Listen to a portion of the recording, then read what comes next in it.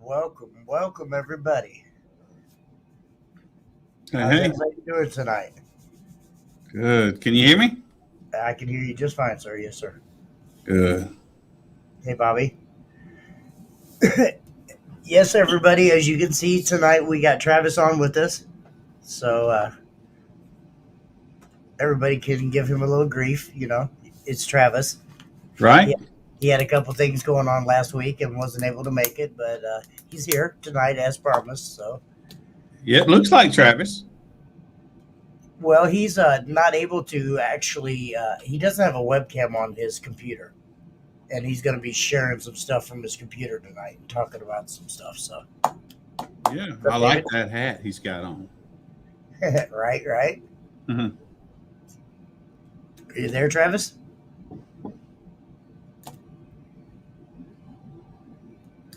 Sorry, I accidentally muted my mic. I was sitting here saying hello and blah blah blah blah blah, and I was like, nobody's listening to me. Hey, Jamie. Uh, so yeah, I know. Sorry. Yeah, we had some issues last week, and family stuff. Family stuff generally comes first before any work stuff. So 100%. yep. So, but yeah, no, we're up and going good this week, and we have been working really hard the last. Well, realistically, it's about 5.5 years to be precise, but we've been working on the launch of the new battery really heavily the last 6 to 8 months. So, and it's not actually a battery, so that's kind of the other big part about this is it's a new product for us altogether. So 100%. So, I mean, do you want to just jump right in and start telling everybody about it? How do you want to work on yeah, that? yeah, I guess so. And if you want, you can kind of pop over to my screen. Sure. Okay. Yep. So, and sorry to the crowd for the weird screen size. I've got a ultra wide monitor for production stuff. It makes all this stuff down here at the bottom a lot easier to manage. So, but this is our new NXT 2000 farad hybrid capacitor. Um, and this is actually the first time we've shown the whole thing off in public. So, uh, Yes, it is. I've anxiously been waiting. Yep, yep. So, and we do have some other sizes planned, but I don't know if you can show the picture that I sent you at all, Jimmy. Um, um, I don't. Well, maybe. I don't know. I'd have okay. to, Well, I'd have this to this see if I fits in can. the palm of your hand, terminal face to terminal face. It's a little bit over 3 inches. These are little itty bitty, and they are going to complement your stock charging system.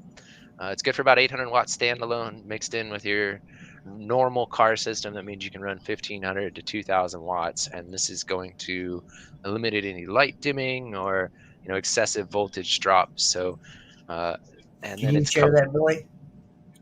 Do what now? I sent it to you. Can you share that by any chance? Yes. I'm not as fancy on the computer as you guys are. Where did you send it, Jimmy? In Messenger, sir. so, uh, and they have a really wide voltage range also. So they they mix really well with either traditional batteries, AGM batteries, lithium batteries of LiPo 4, LTO, NMC, your CMAX variants. It mixes well with a lot of those. And you'll actually find if you look around, there's a lot of companies that have claimed to have hybrid capacitors or hybrid batteries for years. And what they were doing was they would take traditional capacitors like Scotty cells through Ioxis, and they'd put them into the same case with a battery and be like, "Hey, look, this is new. This is crazy technology. Look what we've done. We've put it in the case together for you." Um, so those have always been kind of gimmicky, but these are There you go. That picture shared. yep. These are an actual hybrid capacitor. So where if this were a traditional lithium battery, these are a similar cell size to the old Tesla cells. Um, they'd be just shy of 5 amp hours each, and there's two of them, two packs in there basically. So this would be about a 10 amp hour battery. Uh, in comparison, it lands when we test it around 4 amp hours. So it doesn't have the energy characteristics of a battery, um, but the cycle life on this, on the higher end discharge rate is around 30,000 cycles. 30,000 cycles. Low discharge rate, it's about 50,000 cycles.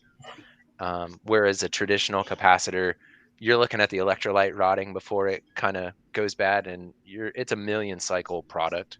So it doesn't have the cycle life of a traditional capacitor either. Um, so it's this really cool in between product, realistically. And for it's actually kind of hard to find instances where I would want to use this outside of car audio, but inside car audio, these are a really cool product. They have a higher level of safety than a traditional lithium battery does, because the amount of lithium inside of them is very, very little. So, um, but they are designated differently. These are not a battery; they are an asymmetric capacitor. So, one side of the capacitor is different from the other side. So, Absolutely. Can you see comments at all, Travis? I can't. How about what Oh, I hey, I shared on gotta my click computer? over. There we go. Okay. Living loud with Annie.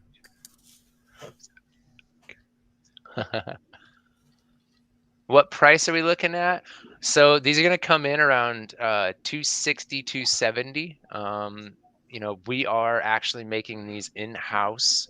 Um, This is a very good question here. yeah. So we are making these in-house, and we are air shipping everything in. So one of the big hurdles for us in 2021 wasn't selling product. We had no problem selling product. Everything was out of stock within a week of us getting it. It was getting product. Uh, so not only were we looking to expand what technologies we had to use, we wanted to expand our ability to actually produce and sell batteries. Um, so we're actually manufacturing all the cases in-house. We're using a new form of 3D printing that's become more viable over the last year. So we had to prototype all of that, and you guys have probably seen me post. We had to spend about $15,000 developing and getting the resin that we needed and wanted to use into a state where, like, a lot of 3D printed products, they're really fragile. These are not. These are production ready pieces. And Jimmy, you had hands on it. I think you had hands on one of the prototype cases. The Yes, strength's sir. improved even since then, since we've Okay. uh, seen each other last with our newer resins. So that's been a big part of the development of these, is being able to make those cases in-house, make them quickly and make them look good. Um, and then they actually have uh, better physical characteristics than normal plastics do. So the resins that we use can withstand heat up to 400 degrees Fahrenheit. So if there ever is an issue with the battery, while these aren't our aluminum cases, these are probably the best, I guess, polymer type case that you're gonna find in comparison to other batteries. So that was a huge part. But we are air shipping everything in, like I said. So our typical dealer wait time will be no more than 6 to 8 weeks on an order. And then we are bringing in stocking orders, but the the way we sell product, when we get it in, a couple big buyers will come and buy everything that we have. So I've cells not like Jonathan 12 feet Price. of me right now. Well, John's a big part of it, but the way we work with Jonathan is he actually orders alongside with us. So we actually try and make it so he doesn't zap up most of our stock. Um, because we saw everybody complain about that with him in Sundown, and he's more than fine waiting with us for the product. He's like, hey, let me get a little bit better deal, and I'll be patient and I'll wait with you. And for me, that's huge. That works really well for us. 100%. It doesn't take away from our stock, and it means dealers have something to buy. Another big company that we're going to be working with is Mad Distribution. Um, Okay. Aaron Trimble and those guys uh, started a distribution company up in the Northwest. So they just got a bunch of app or Android head units in and stuff like that. But they saw that stock was a big issue. So not Trying to only find a will head unit. yeah, finding a head unit in the last year has been crazy. So Absolutely. uh, it's it overall stock's been the big thing. So that was one of the big parts of this was, hey, yeah, could we make these in China? Sure, but I couldn't make what's on the screen in front of you in China. That can't be tooled like that. Um, you've seen the inner geometry of it, and actually, I guess I can show it. So I want to keep the hull. So I mean, you can see inside there. There's geometry that you can't injection mold. Right. Um, and that's not all done just to kind of look cool and fancy. One of the big things that we're doing here is material reduction. So I'm trying to take away as much material as I possibly can to make the case cost what we need it to cost without impacting the strength of it. So we hauled out the majority of what's in the center because that doesn't add to much of the strength. It's the top and bottom uh, Absolutely. that add most to the strength, and then the octagons cutting through everywhere is just again taking away as much material as we can without impacting space. But then we get into like these areas. This isn't so much to take material away. That's to uh, Give it some promote adhesion rigidity. for when we're gluing them. So that's Oh, a as we print it off, we basically have a sanded down surface that's all dimpled and ready to be glued instead of us having to prep it at all. makes sense. Yep. What about Dano's question that he has here? Being used for where? Burps, music, or demo? So that rating that we have on there, that 800-watt rating, is a daily. You can do this all day long and not have any issues with your voltage. You can run them up to about 1600 watts continuous each pack for. You could do it for longer than 30 seconds, but the pack's gonna start to get hot. And you're going to need to monitor that because these do have while they have a higher temperature rating than traditional batteries or capacitors, it's not by a lot. We're talking 185 degrees Fahrenheit instead of like 160. So and we still don't Wow. recommend them for underhood use. That's the thing. Right. Like there's always added heat. Like the battery pack itself is going to heat up, and then there's the ambient temperature. So yeah, we recommend that you keep these out of areas that are over 120, 130 on a regular basis, which is going to be your engine compartment pretty much. So, um, but uh, sorry, I kind of got off track there. What was his original question? He was just asking, is it better for music? Is it better for burps? Is it better for demo? So where we're advertising these are best used at is your daily small system battery system. So this is going to be your 1500 to 2000 watt stock stereo that you don't want to dim the lights. You don't want your voltage fluctuating. This is where we all started pretty much, 10, 15 years ago for some of us, 30, 40 years ago for some of you with more grays than me. Um, Hey, but that's but reminds me. uh, uh, this is that product. This is the product that where right now you're going to look at a 20 to 40 amp hour AGM battery, and that's a good option still. But you're going to drop instantly to 12 volts, and those are going to last you 3 to 4 years on the good end. If you really abuse it, don't take care of it, it might only last you 6 to 8 months. Um, these are going to last, we don't know exactly, but from our knowledge of how batteries interact with the cars and how that translates to their cycle life, we expect these to last 7 to 10 years. We don't expect them to last quite as long as a traditional capacitor, but we feel like you've gotten your money's worth at 7 to 10 years. So Okay, definitely, definitely.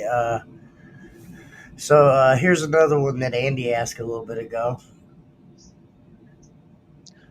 So on the continuous discharge rate, we have our rating is, and you can actually see it here on top. We've got a 60 amp continuous rating. That is actually 120 amps. The 60 amp is what we expect you to be able to use all day, every day on your stock alternator with your stock battery. That's what you're going to be able to consistently pull out of and put into this battery.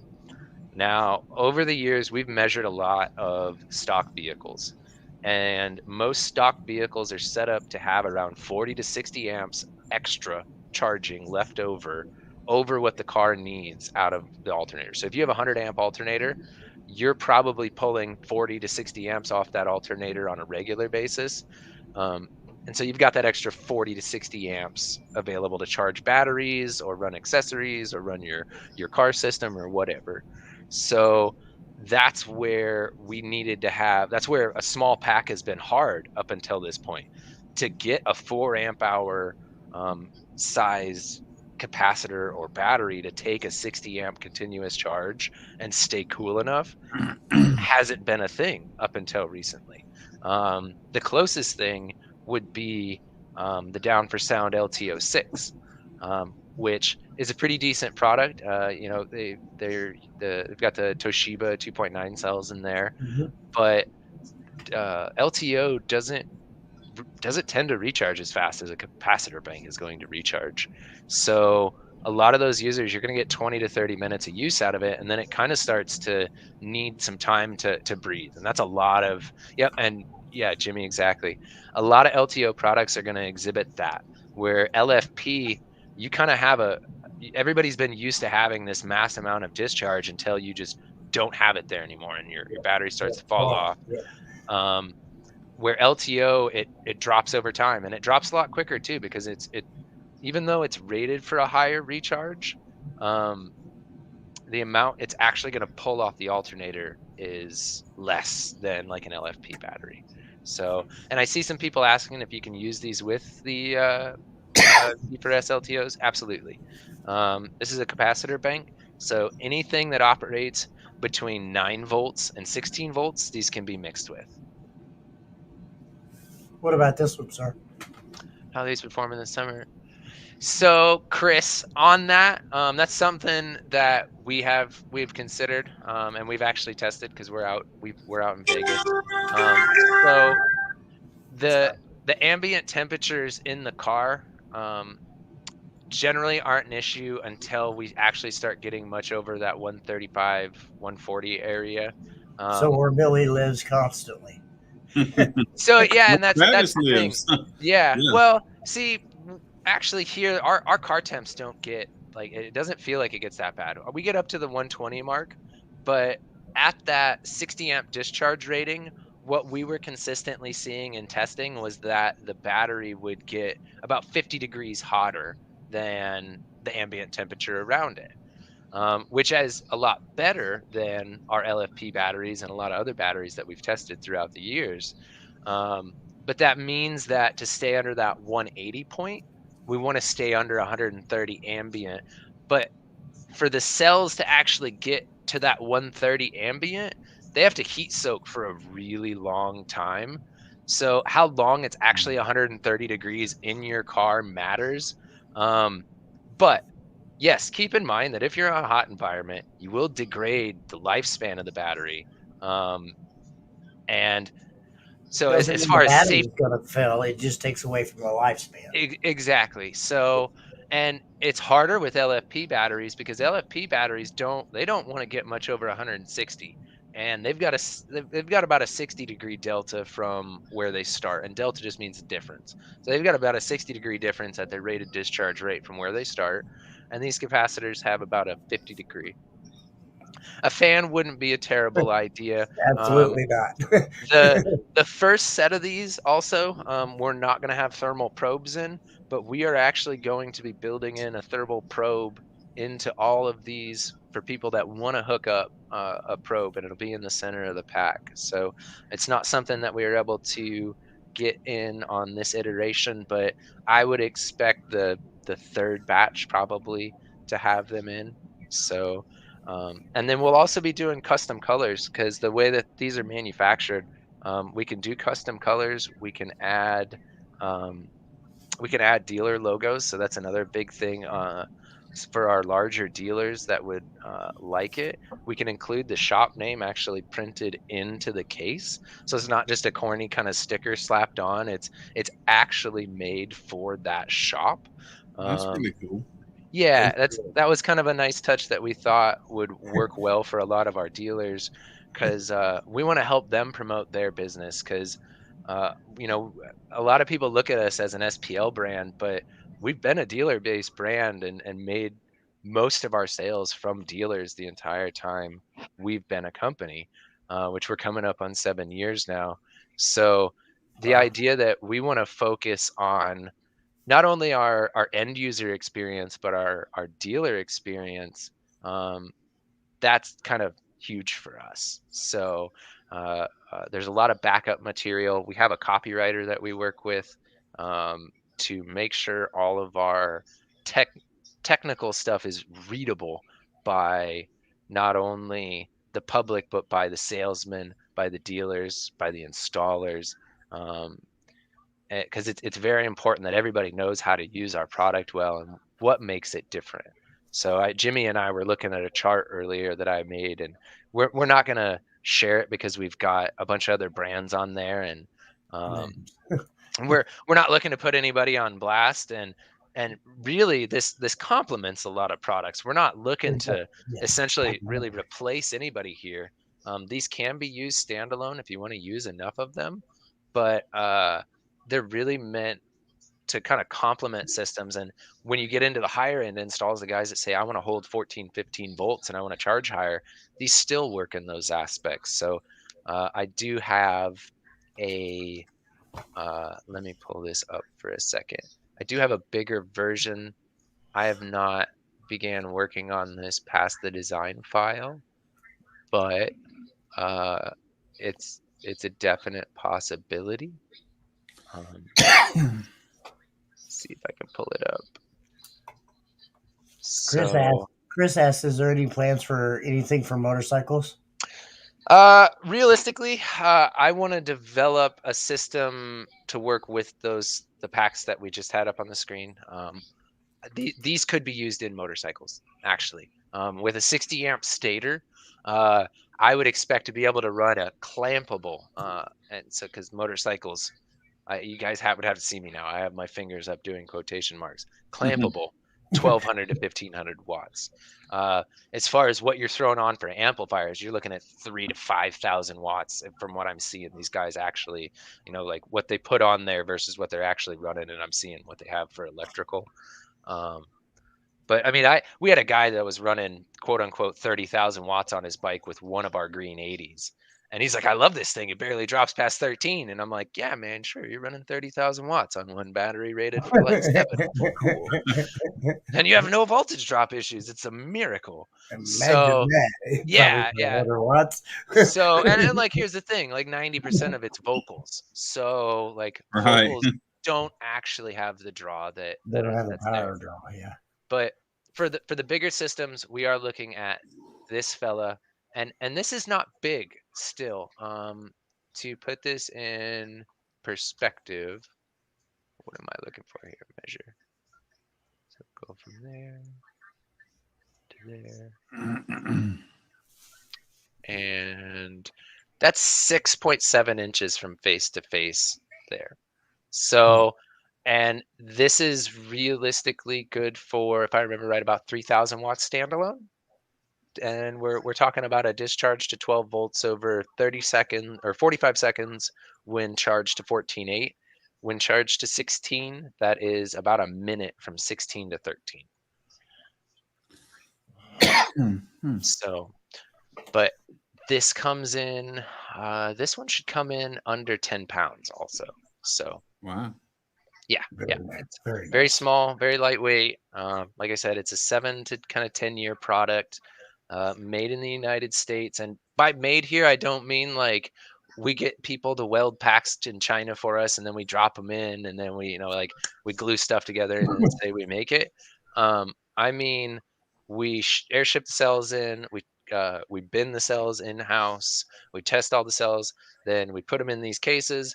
We have our own proprietary busing system that we came up for these. That's a mixture of copper and nickel.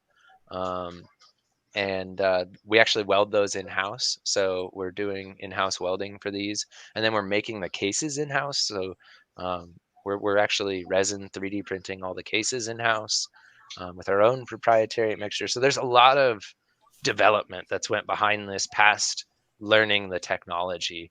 Um, our first prototype LIC came out in 2017 or 2018. I can't remember exactly, but Steve Barber had it. And then I made one also for TJ Emery.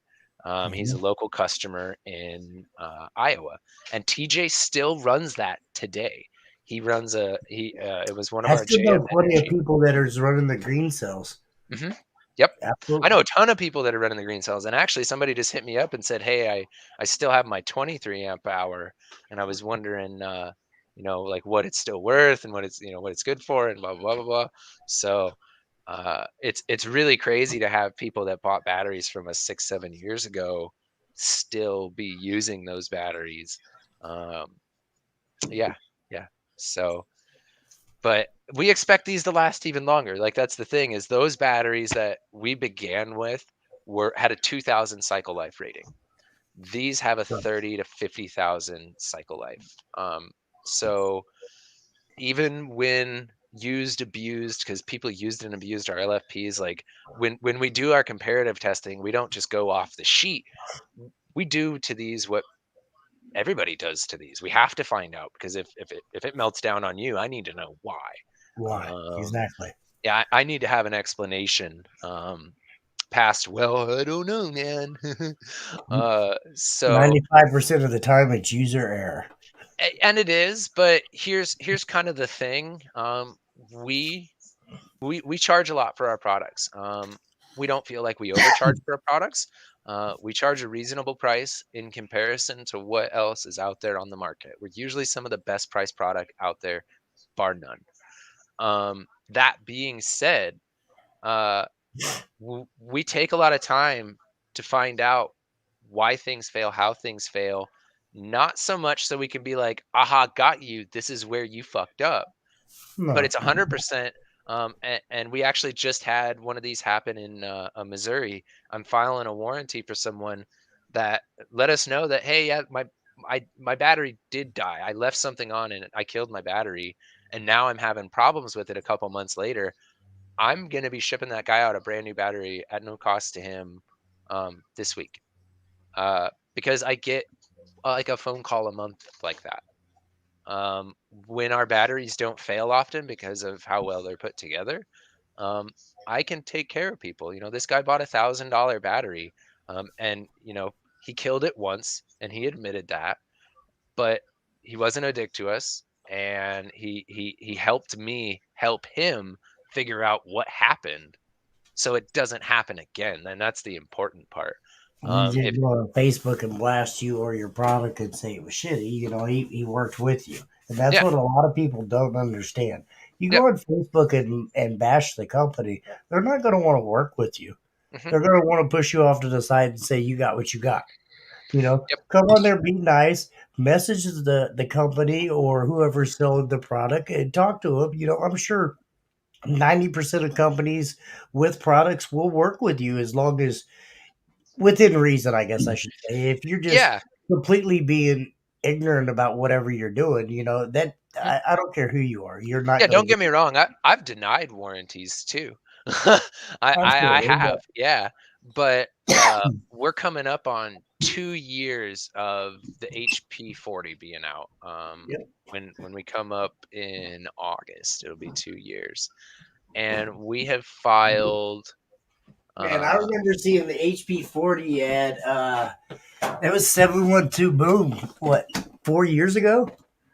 No, that was the earlier. It was what ended up being the HP 40.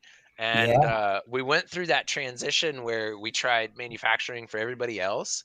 And here's the thing, I pitched the amp battery to everyone. and nobody wanted to do it. Like there was a company that wanted to do it, but they kind of put their foot in the water, and then they took it out, put their foot in the water, and they took it back out, and it was like, but either shit or get off the pot here, guys.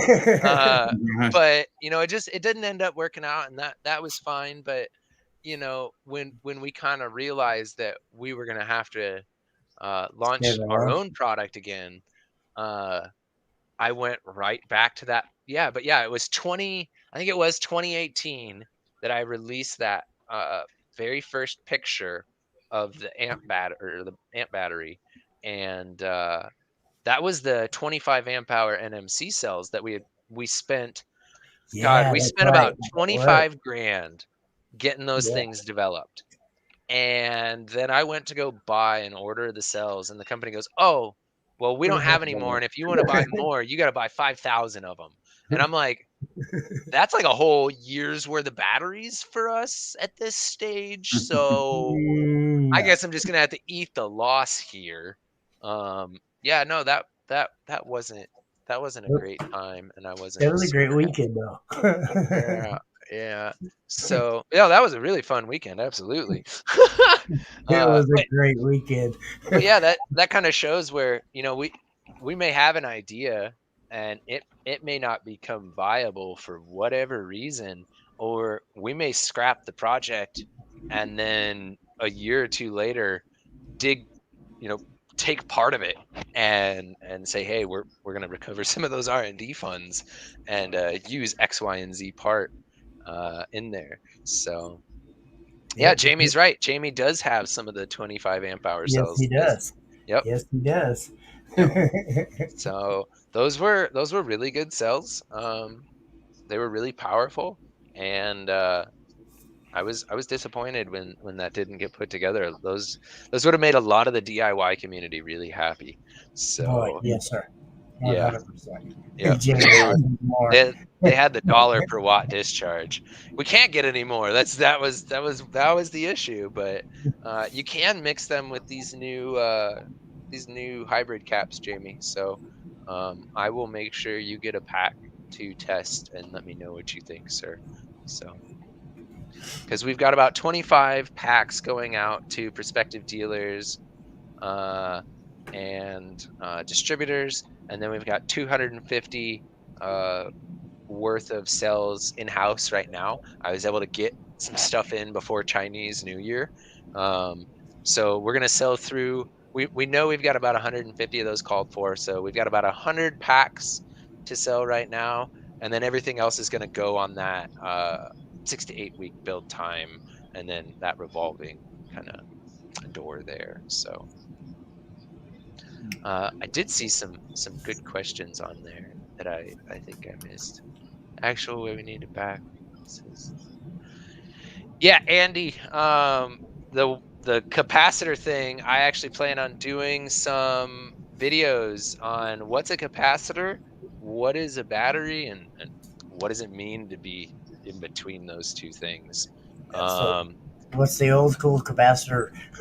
yeah, because me and Jimmy were talking about this beforehand. The capacitors that you guys see with the voltmeters on top of them. Uh, what they're doing is they're taking uh they're lying first off. They're lying. It's 100% a They're lie. just they're just fucking lying to It's you. all it is a glorified voltage meter. That's So all it is. so where they're saying that they're ultra farads, and I have my quotation marks up right now, they're really UF, which UF is microfarad, like it's Yeah, less than a I was gonna say yep. micro. Yep. Yeah. So, like, those aren't the same thing. And to somebody that doesn't know what they're reading, that's really shitty.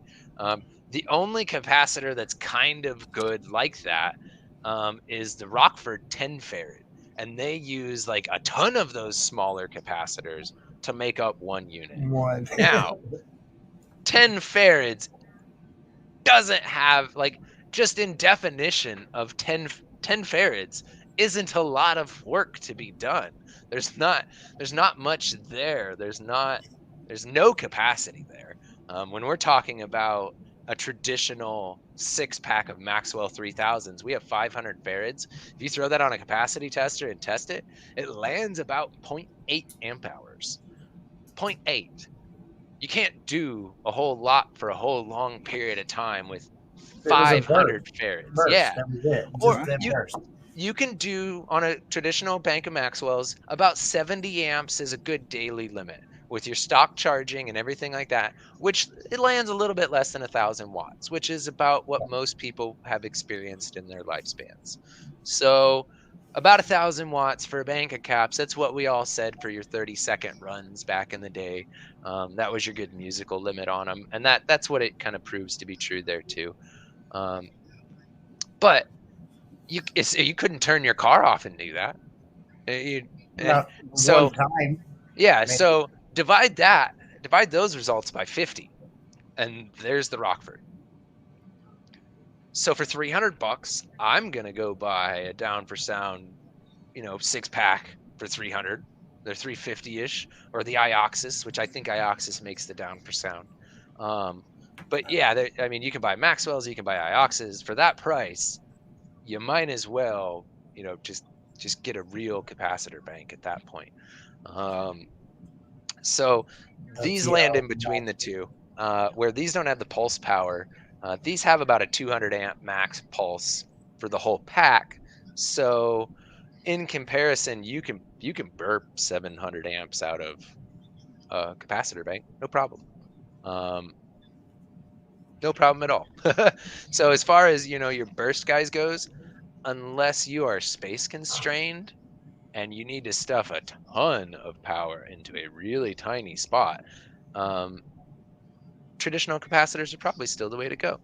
So there is no end all solution. We don't sell end all solutions, um, but you can put a combination of electrical products together to get your personal end all solution. So, because everything's just so different, nothing can fill all the caveats and not cost $1 million. So, I get that. So I mean, even though like what I'm taking from this is what he's saying is his battery is good for the beginners and good to help out what we already have. He's not saying that somebody that's got 4 8Ks can just go grab his batteries and slap them in there without nope, having to slap. You a lot of them. can, but you're going to have to put a lot of them in there. Yep, And and he's and not trying to say that this is a replacement. This is something that will help your system that you already have now.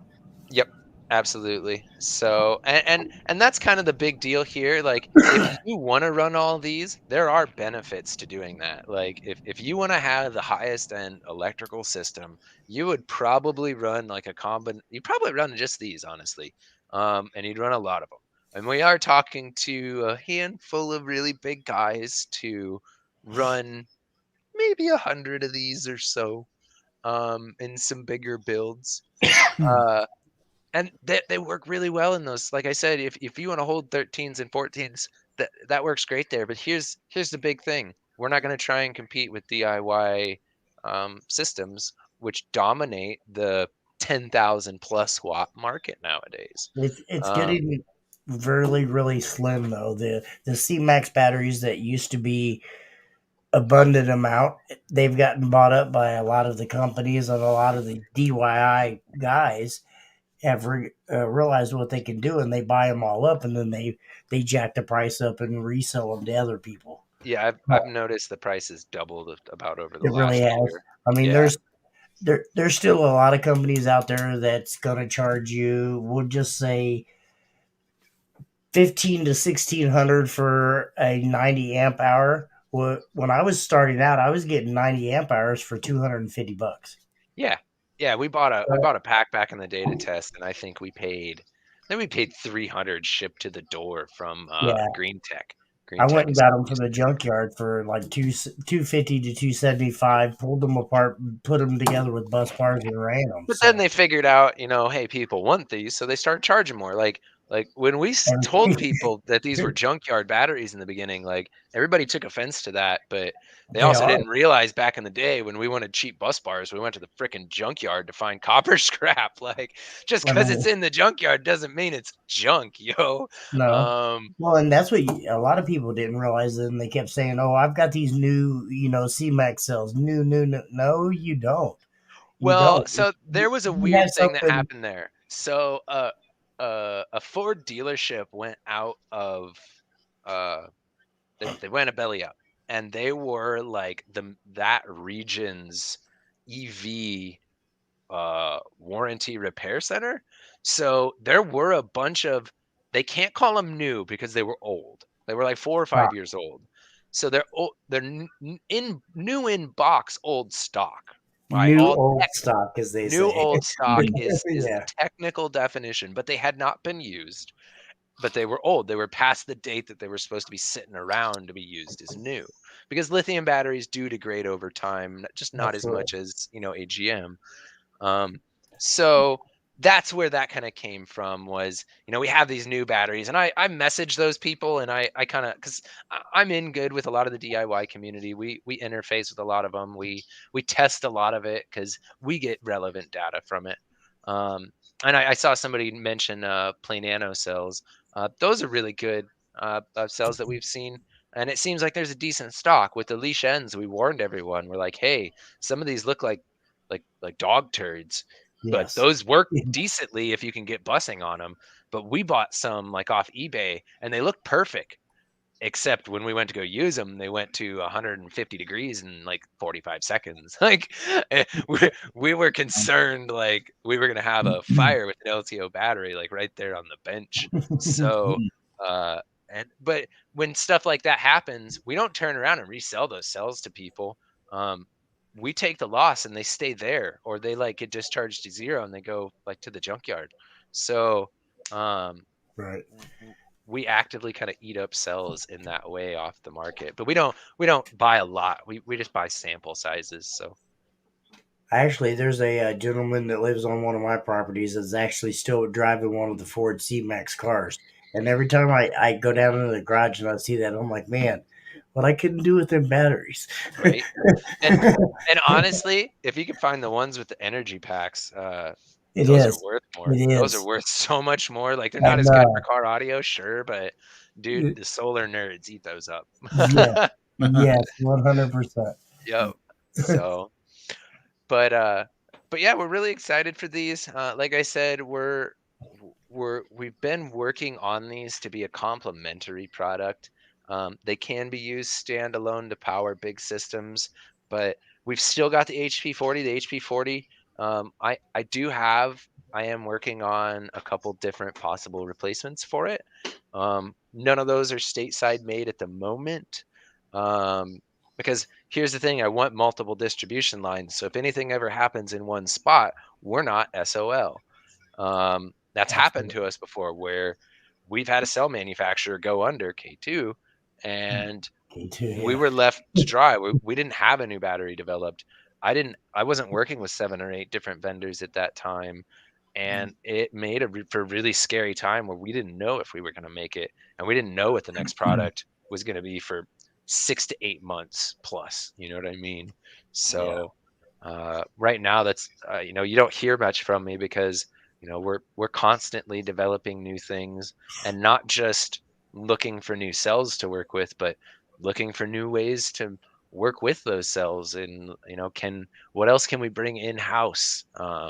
You couldn't have asked me 3 or 4 years ago if I thought we'd be manufacturing our own cases in house, especially to the quality level that these are. So when you get these in your hands, it's kind of crazy to know that like this was printed off.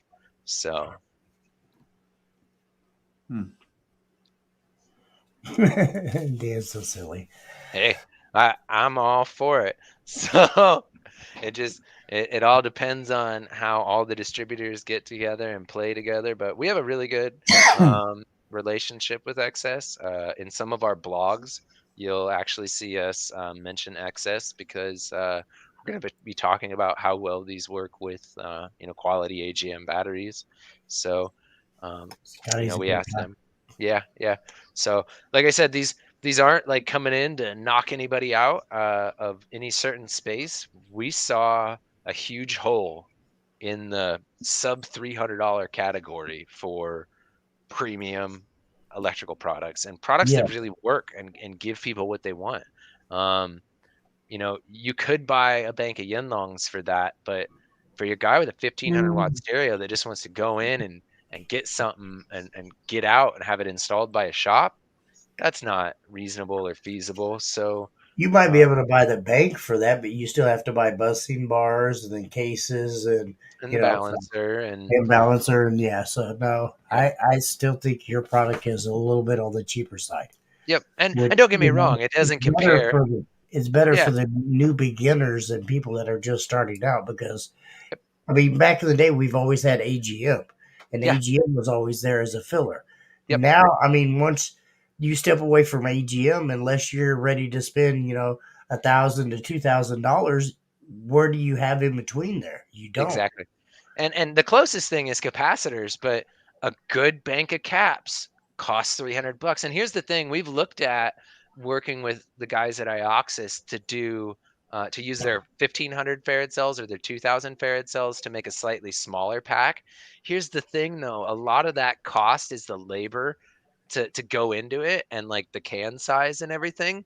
So it's not half as much for half the size cell. If it was, we would have had a 250 farad product out, and it wouldn't even been us. Scotty would have seen the value in it and done it Oh yeah, himself. that would have been done a He's long time he's ago. not a big dummy. Um, and Mm. here's the thing: I know they've got a similar products that they've been working on for different applications for years, also.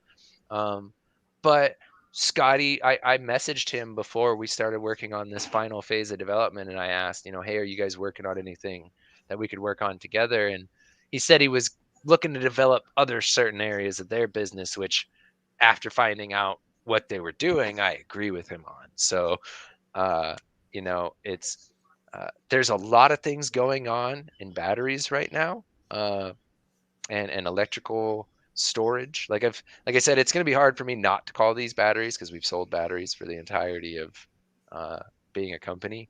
Um, but like this year, we're testing new sodium ion cells, and those are made in America product.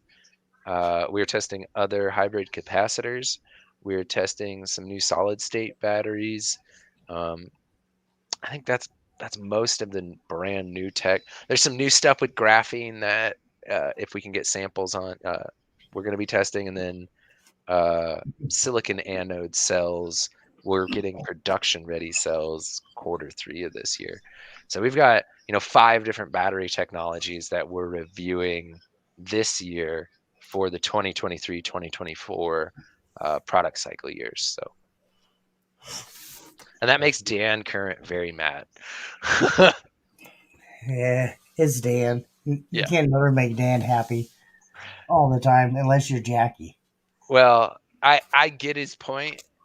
Dan doesn't like that batteries advance so fast, and if you want to buy a battery that you bought 4 years ago, that might be a good luck situation. Um, the speed at which everything is advancing, if we don't make the change, someone else will. But we're always going to try and keep legacy products around for as long as they sell. So, like, we aren't going to pull the plug on the HP40 until we've got a batch in that we're having a hard time selling. So, uh, they'll always stick around in those ways. But the HP40 is coming towards its end of life. When we announced it, we announced that it was going to be a 2 to 3 year product. Um, Mhm. and with what I'm seeing, uh, I wanted to replace it with its silicon anode, which basically they change the negative side chemistry, which is normally a carbon chemistry, to silicon, and Tesla's doing this in all of their batteries, and Yes. it boosts performance in some areas. So Chris Galloway is talking about graphite batteries. Uh, Graphite So like anything that I've found on the market right now is kind of a cheap imitation. The problem with graphite batteries or capacitors or anything, because it extends past electrical products into the medical and bioengineering field also. But uh, the problem is you can't make graphite in anything but a lab. Nobody can make usable amounts of graphite anywhere but a lab, and we can't mass produce it. So anytime, like somebody posted this article the other day where they had aluminum graphene battery and it was super cool, blah blah blah blah blah, super safe, this and that, awesome. Uh, but it's got graphene in it, man. Like, where are you getting graphene from? Like, Exactly. yeah, sure, you guys can make these on lab scale, You're but when absolutely right, Dan. you you sit here and you see that article and it sounds like they're a year or two off from making it. No, they're 5 to 10 years off, and anything in the electrical field that is 5 to 10 years off might as well not exist. Right. Because you've seen in the last 10 years how batteries and everything have changed. So, stuff falls off and becomes irrelevant really fast, and unintentionally. But yeah, yeah, the phone messed up but it's, yeah, the graphene batteries. We use graphite now, but graphene is basically a single atom thick layer of carbon. It allows for mass amounts of energy to be stored or low amounts of friction. There's lots of really cool things that you can do with graphene, but uh, it's so hard to produce good pure graphene, that nobody's able to do anything but make lab samples right now. So that's why we're looking at hybrid capacitors. Um, and here's the thing: once they do figure out graphene, hybrid capacitors will get better. It's something that goes hand in hand with each other. So Absolutely. we don't have to put all our chips into a graphene bucket there. Um, but we're working with people that are. So we like to diversify our portfolio as much as possible, but we've got solid state batteries coming. They're a ceramic solid state. Those are in low volume production right now. Um, and they cost about 30% more than traditional lithium ion batteries. So I don't know that car audio guys would want them. Uh, but they're a extremely safe option. And for our industrial customers, we're looking at offering those. Um, but for car audio, I think we'll see the value batteries land either eventually, and I was telling Dan this the other night, uh, with sodium ion or the silicon anode Silicon lipo anode, for. for sure. Yeah, yeah. So, but uh, the the sodium ion ones, as soon as those are ready, those are going to take over car audio. We're talking having a 80 to 100 amp hour 12-volt battery. Now these go back to like AGM style batteries where there's 6 or 7 to 10 plates in there. But we're talking about an 80 to 100 amp hour battery for 500-600 bucks that supports 20,000 watts, How's and it it's do that? inflammable. Uh, so basically, the power abilities of uh, sorry, my brain's having a kerplunk right Yeah, now. mine too.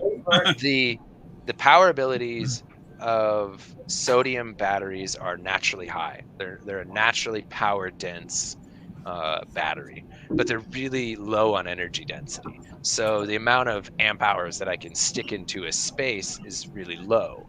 Um, where I'd have like a 20 amp hour lithium ion battery at 3 volts, I've got like a 5 amp hour um, sodium ion battery at 1.8 volts. But I can pull 5,000 watts out of the sodium ion battery without dropping its voltage too low. So we've Okay. got a lot more power density, but really low energy density. So that means that the batteries get heavier and a little bit bigger. But here's the big kicker. W- While lithium batteries are great, we're concerned more about the power density. The power density is the biggest thing that we care about. We've got a fair amount of recharge built into the vehicle. A 60 Absolutely. amp recharge is actually quite a bit. We're up to, a couple hundred amps. Um, but sodium's also naturally inflammable. So, um, the idea where you overcharge the crap out of it, the only concern for fire is whatever you're shorting out into. You're going to make a pool of molten metal. So a pool of molten metal in and of itself is a fire hazard, but the battery won't have anything inside of it anymore that could catch fire. So Your components will yeah. I know I'm amplifiers, probably, alternators. Mhm. yeah, I know I'm going probably a little too deep here, and it's just let's just call it my stupidity, okay? Why is and I know you just sort of explained it there, but I don't get it. Sodium. Why is sodium more powerful for us than lithium uh, as an ion? I guess It takes So less. it's the physical structure of the I of got you. the yep, it's Of the the element physical structure of the of the added element, ion. yeah, and how it fits in together with the negative side. So the sodium ion fits in better to the carbon cathode or the whatever cathode they end up using, but it fits in there better, and they're able to send it in faster without damaging that other side. Because So it will we're release faster too, I assume. yeah, we're Hang on, Mike. I got you. Travis, remember, we're a bunch of car audio guys. You need to dumb it down for us. so you're physically moving ions from one side of the battery to the other, and the rate at which you do it actually affects the speed at which they move, and that kind That's of makes right. sense. Yeah, it's That's how right. fast are we throwing this baseball? That's Well, right. if I throw a baseball from myself to you, that's not going to hurt your hand very much. But if I have a World League pitcher throw one to you, he might be able to bruise your hand a little bit. But if I Right. shoot it out of a fucking cannon, it's probably going to take your hand off. Yeah, it's gonna hurt. Well, if we take a 5 amp hour cell and, you know, that we try and shove 100 amps down into it, that generally is going to be that major league pro pitcher throwing into your hand. You're going to be able to catch it, but it's going to hurt and it's going to do a little bit of damage. Um, well, with sodium, the they have a little bit more give. There's a little bit more bounce. There's not as big of a chance of it to crack the the hole that it's going into, basically. Because we're physically sending ions from one side into a porous side of the battery on the other. So we're sending little atoms or bits of atoms over from one side, and they're being stored into the actual material on the other side. And then when we recharge it, we pull those out and we pull them back from the others, and we pull them back into the other side. Now that other material, is that the same material that we use in the lithium ion? With some manufacturers, yes. With some manufacturers, no. With the company that we're using, they actually have to use a specific dye. Um, it's called Prussian blue. Um, Oh, Yeah, and it's a okay. really expensive dye. Thankfully, they only have to use a very small amount of it, but, yeah, Naturally. they actually have to dye, and I think it goes into the electrolyte and not the actual negative cathode, but, that was one of the big things when they're trying out these new battery types. They're not only tweaking the positive cathode, which is where the lithium kinda or the other chemistry goes, but they have to change they may have to change the electrolyte because where lithium dissolves, sodium may not dissolve, and we need things to dissolve or not dissolve in certain cases.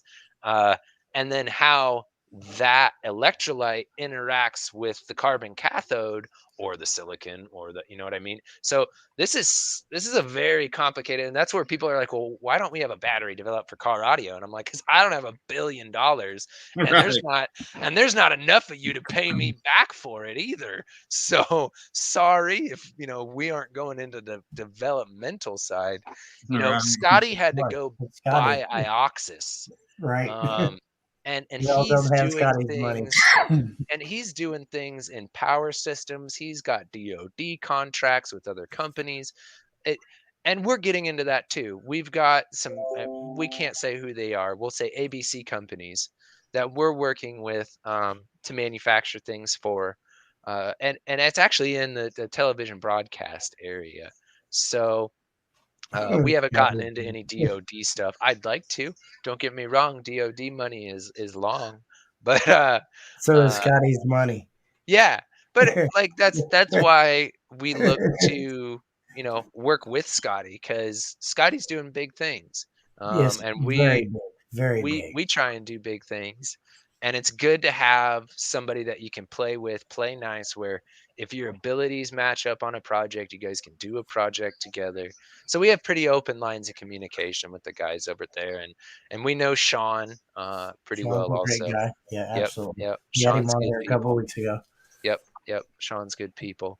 So, the battery industry is a lot less competitive than kind of people think it is. Like, we are competing against each other tooth and nail. Don't get me wrong. That's why if you look at our dollar per watt supported, we're all kind of competing in the same space. Right. But it doesn't have to be in this animosity ridden way. So Here's a those good question for you that Andy asked a minute ago. Oh yeah, why did lithium batteries last so much longer? Realistically, it comes down to how the cell breaks down chemistry wise. Um, so that same reaction where we talked about how the ions are slamming back and forth into the plates and things are cracking, same situation where the when the lead ions are being pulled back and forth, um, which actually I don't know in an AGM battery that it's lead ions. It might be sulfur ions. I'm not sure. I think it's Don't use me for your Jeopardy I reference think there. it's sulfur. I think it is. I know Yeah. sulfur is the electrolyte, but Yes. there's lithium lithium salt in the electrolyte of lithium batteries also. So I think that's the ionic reaction that's going on. But anyways, yeah, it's a similar reaction, but realistically, the material that you're using is even more resistive. Lead doesn't is a pretty high resistance um, element. Electricity doesn't flow through it very well. Ions don't come in and out of its structure very well. So we get in between. On the really early ones, we were looking at like 200 cycles. Newer, more improved quality AGM batteries, you can expect 600 to 700 cycles, and that's to 80% of the original capacity. When we say a battery's dead, we don't mean it's actually dead. We mean it's time for it to be repurposed. dead to us. Yeah, and like the guys at Excess, and I always give them shit when they do stuff like this. But the guys at Excess just posted, and it was Sean posted a thing. He's like, "Hey, there's this AGM battery that still holds voltage at 10 years old," and I called him out. I was like, "All right, cool, capacity test it." I was like, "I'm sure it still turns over the car, but Put it boys, on a load we test. have a high discharge AGM, high quality AGM battery here. I hope it turns the car over still. You know what I mean? Right. But I'm betting that its original 100 amp hours is down to about 50 or 40 or whatever, and that's fine. It's an AGM battery. The fact that it lasted 10 years is amazing. Right. Um, but it's time for that to not be supporting a system and to just be the car's starter battery, or it's the shop backup battery, or whatever. It goes into a lower use situation at that point, and that or gets put into the DIY community. Secondhand batteries are a pretty big deal in a pretty big industry. So Dan, you should send me one of yours. I'll capacity test it and we can see. I can do the Right. 20-hour rate on it. I don't have to do high rates. We don't ever do 20-hour rate tests on lithium batteries because it's useless. I still have some excess power batteries I put in my wife's car 3 years ago that were Mhm. brand new, have never been used.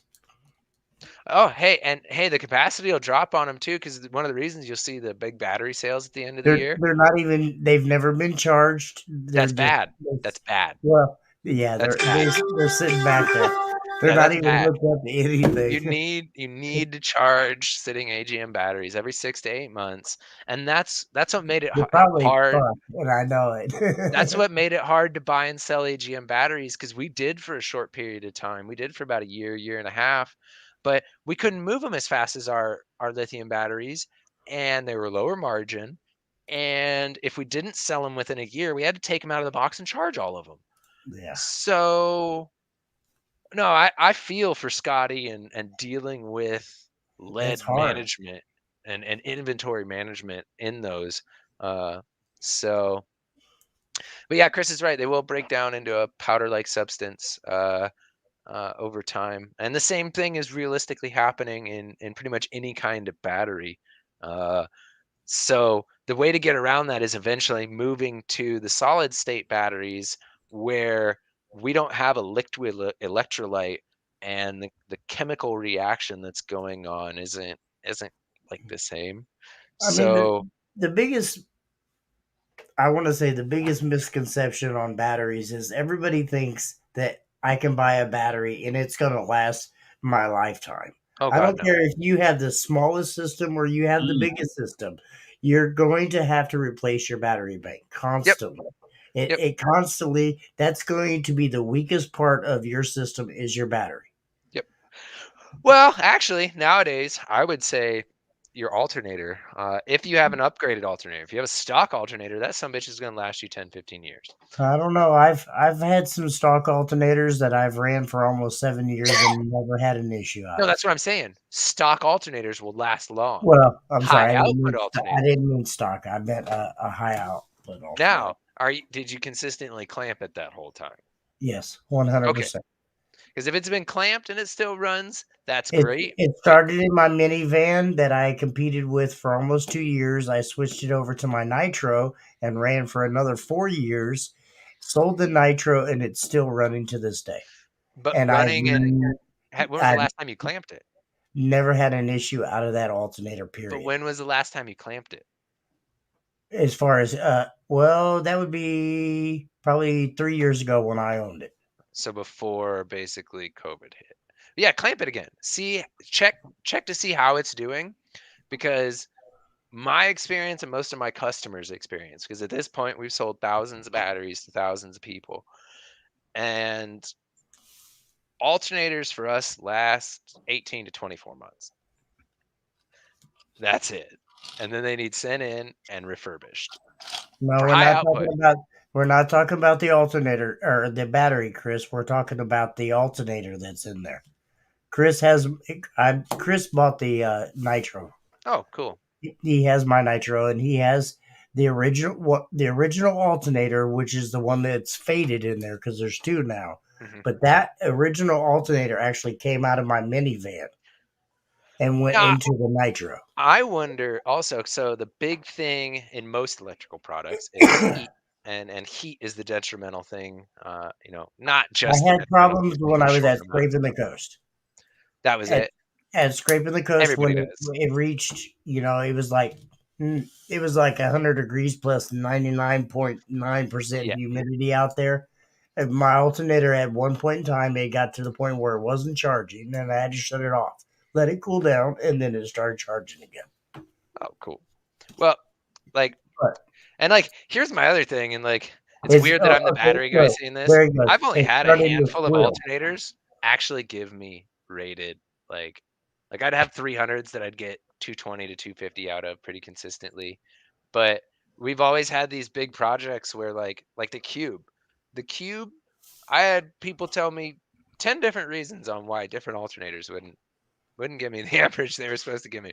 They told me my battery bank's too big, and I'm like, like okay, but I get that the resistance is low, but the resistance being low should mean that the alternator should put out should be, and it is hotter than hell because we were discoloring uh I, billet aluminum. I was uh good. I took the baked finish that was on there, and actually, it got to the point where it was just melting and flaking it off. yeah. Yep.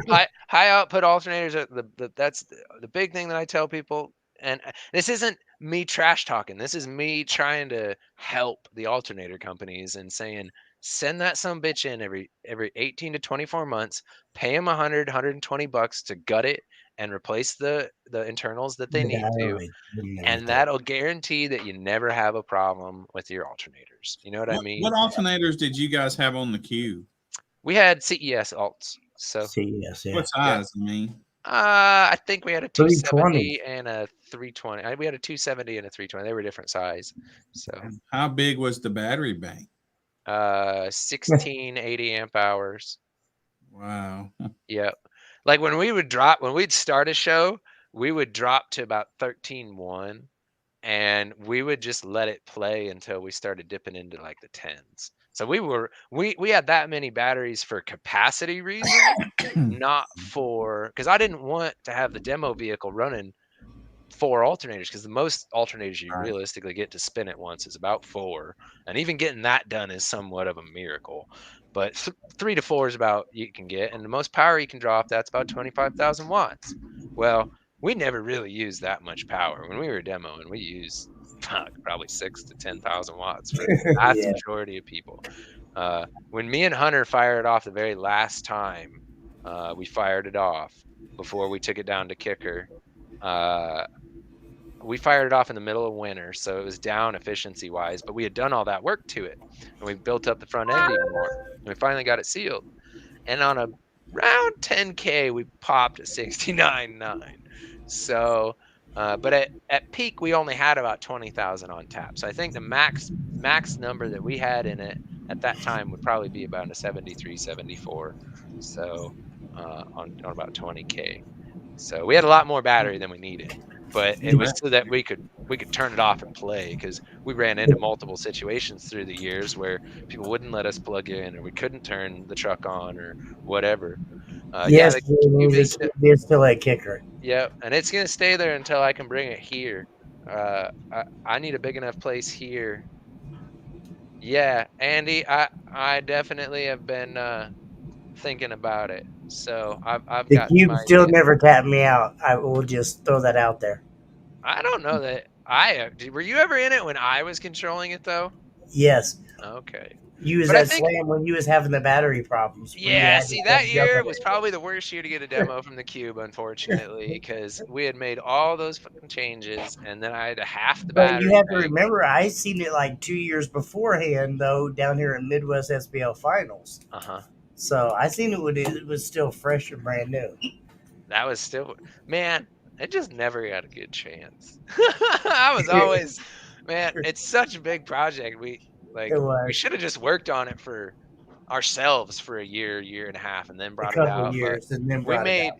we For just made the mistake of, we tried working with some shops on it, and it's not the shop's fault, but like I paid a $65,000 shop bill for that thing, dude, and I like everything that sure. the shop did got ripped out, and we redid over the course of the next year. So Dang. uh, it didn't leave a good taste in my mouth.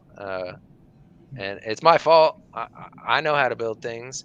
Hunter knew how to build things. Hunter Yui was knew the how to build man. things. So Steve was flying out to help us at the time to do all that kind of stuff too. So uh, as the cube will come back, I need to justify to the other owners uh, any expenditures that may happen. But Right. I know our friends at Kicker will make that as easy as possible when that time comes. A But lot of people the, doesn't understand the weight though and how much it costs to transport that that's the thing. thing. I won't ever transport it again. The only way that we'll bring it back is that if it comes here, and then we'll bring it out for CES and Slam, or not Slam. We may, if we'd have to talk to Kicker and the guys there and work with transportation company, because it has to go on a semi. It cannot be towed by anything but a semi. Because it alone, like last time, it alone got weighed. It's about 22,500 pounds by itself. Without any equipment. No, no, no, no, no. Oh, no, no, with the equipment, with no trailer and everything. Oh, Man. So, yeah, Yeah. you put it on the trailer. The trailer that it needs to go on is at least a 10,000 pound trailer. And yes, Yes, there are pickup trucks rated for that. The new F-350s and Barely. all the new, yeah, but barely, exactly. Billy, our And truck is 19,000 pounds. mhm. Yeah. So, and don't get me wrong, we towed it around with an F-450. It's doable, but Not safely. it's not safe. No, and No, absolutely not. it's not fun. The trucks don't like it. Um, But I'll we tell ate you multiple this: trucks. an 18-wheeler is cheaper than the F450. Yeah, at this point, yeah, yeah, They you are. can Paying, buy a I mean, used. Yeah, paying someone to haul it is cheaper than buying a vehicle. Jonathan just looked at uh one of the new F-350s, and I think it was 60,000 over book at 139,000 or no way. 129,000. Yeah, no, you gotta go shove it. Like Right. I don't need a truck right now, and that's You what a can lot of people buy don't. a Peterbilt, an older model Freightliner, whatever. That's plenty. When I say older, 600,000, still got 400,000 on it. You can Yeah, pay 30, 40,000 for that, and it'll pull anything you want to with No, at no ease. more. You can't. The prices have just skyrocketed on everything. well, they'll come back down for a lot of these things. Now, not to where they were, to be No, very, very, very no. clear. We're experiencing inflation right now, I think, as everybody recognizes. And but cars aren't where they're supposed to be. Cars are one of those things that drive the inflation metric out of like way proportion, because cars are 50, 60, they're just like houses. Ford They're Ranger. double what they're supposed to be right now. Like, I'm sorry, your freaking 1999 F-350 ain't worth $45,000. It just isn't. Right. So, some of that stuff will calm down at some point, but I don't know. Uh, that's why if we're talking about the cube, it's going to come here. We'll show it off. People want to come see it. They'll be able to come see it. Uh, I've talked about and have some friends local that are connected up with like Counts Customs. So I don't know if we could work something out with them where when it's not being worked on, it's in display there or something like that. So because we want people to see it. Even if they can't get like a demo of it at the time, we want people to see it, and it's not something that Kicker can put on display They at could, Kicker. but It'd be hard, it'd be and hard. and Yeah, we would need to do a lot of work to it, yeah. and it's got to It's come not here built to for their that work. showroom quality. No, it's built in between SPL quality and that, but like we already know we want to redo the pods with cans, and we had talked about that with Kip and kind of worked that out already. Um, if it comes back out, I want to change it from 4015s to 2018s. Um, They don't make 18s. well, you know me. Professional. We can always hope, right, Travis? Yeah, we can always hope about those things. Absolutely. So, I never said which L7s lately. The Not family. even, yeah, The family. like the ones that I want probably ain't even coming out and won't ever see the light of day. It'll be a Uh, long time. but there's these other ones that I've heard about, and those should come. But if we're gonna add those in, I think I need to half my woofer count, and because I don't want this thing to weigh 25,000 pounds, even if it's not getting moved around even more. Like the raw enclosure alone, just the box weighs 5,000 pounds. So, because it's about 4 inches thick all the way around, and it's mostly steel. It has a 3 inch thick steel cross section. The the steel's overlaid over each other. It's not cut and like It stitched shouldn't in be. together. Right. Shouldn't So be. It should be overlaid.